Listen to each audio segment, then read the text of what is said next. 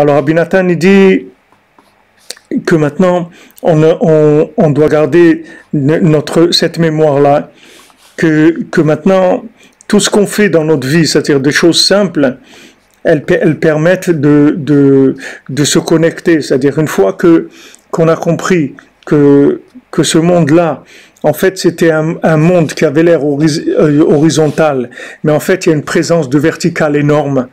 Et cette présence de verticale, elle nous appelle à chacun, à chacune d'entre nous, dans notre langage. Et c'est pour ça qu'on est confronté à la matière.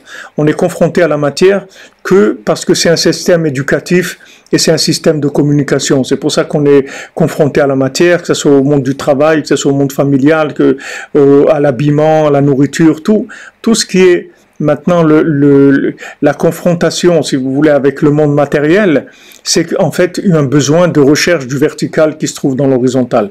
Et Rabbeinu l'explique aussi que c'est la raison de la confrontation entre Yosef et Yehuda.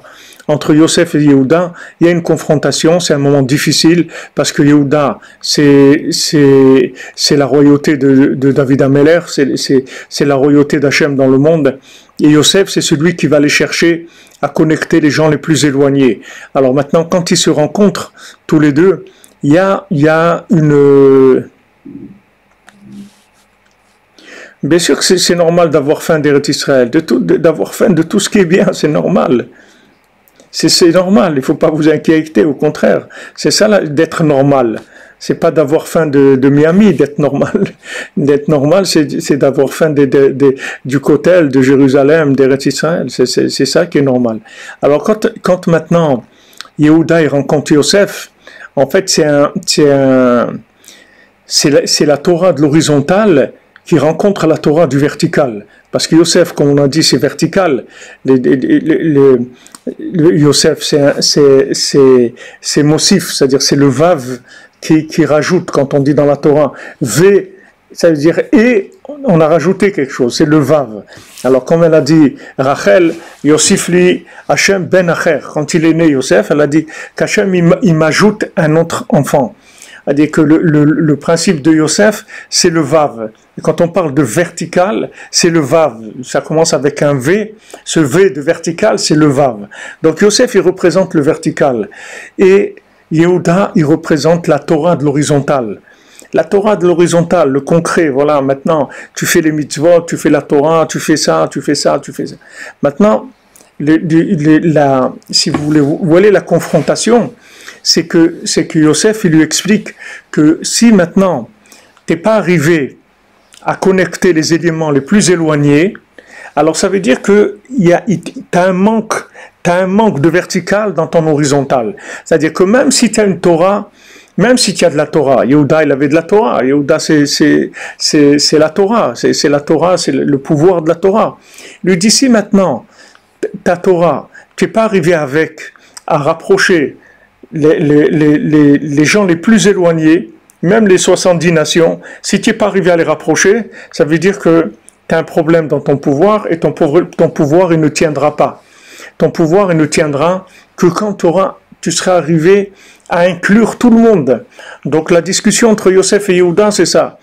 Yehuda, il lui dit, moi j'ai réussi dans l'horizontal, à mettre le pouvoir d'Hachem dans l'horizontal, puisque nous, on est tous les fils de Yaakov, et qu'on est des gens, des tzadikim, c'est vrai, c'était des tzadikim, et il dit, mais le problème, c'est que les gens qui sont éloignés, vous en avez pas tenu compte, et sachez que c'est eux qui vont empêcher la Géoula. C'est-à-dire que si eux, ils se rapprochent pas, il n'y aura pas la Géoula. La délivrance, elle viendra que quand vous les aurez rapprochés à eux. Et ces gens-là, c'est des gens du vertical. Il n'y a que le vertical qui peut leur parler. C'est des gens, tu veux leur parler de l'horizontal, ils vont se sauver. Ils vont se sauver, ils ne veulent même pas entendre. Ça ne les intéresse pas du tout, l'horizontal. Ils sont d'accord de faire de l'horizontal s'il est optimisé au maximum, avec du vertical. Mais s'il n'est pas optimisé au maximum, c'est pas possible. C'est-à-dire que c'est uniquement parce que Rabbi Nathan, il a écrit le l'écouter à la honte, c'est-à-dire qu'il a pris l'écouter à la honte, il a pris l'écouter, c'est-à-dire il a pris l'écouter Moran, il a pris l'écouter de Philot, il a pris les Sipurim Asiot, il a pris les Sefer Amidot. Tout ça, il est rentré dans les halachot. Les halachot, c'est Yehuda.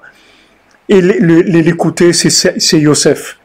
c'est Yosef, c'est la grâce, c'est le vertical, c'est la splendeur, c'est la beauté du vertical, c'est la merveille du vertical. Alors maintenant, si on ne parle pas le langage du vertical, on se sauve. Si quelqu'un vient nous parler de l'horizontal sec, plat, on se sauve. Ce plat pays qui est le mien, on se sauve tout de suite. On n'a pas envie du tout. Ça ne nous intéresse pas. Ça ne nous intéresse pas. Pourquoi? Parce qu'on est trop faible. On est trop faible si vous voulez, pour le fonctionnement horizontal. Pour que l'horizontal pur, ça puisse nous motiver. Il faut que quand il y a